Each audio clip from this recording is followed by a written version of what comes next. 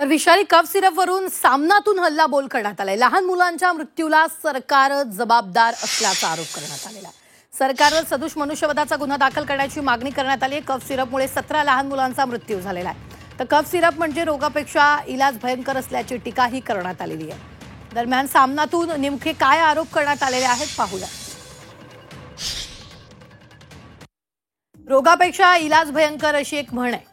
मध्य प्रदेश आणि राजस्थानात नेमकं तेच झालंय। खोकल्यासारख्या सामान्य आजारावर सरकारी रुग्णालयातून घेतलेल्या मोफत औषधांमुळे सुमारे 17 लहान मुलं मृत्युमुखी पडली आहेत। औषध निर्मितीचा खर्च कमी करण्यासाठी स्वस्तात मिळणारी विषारी रसायनं कफ सिरपमध्ये मिसळण्यात आल्यानं हा घात झाला।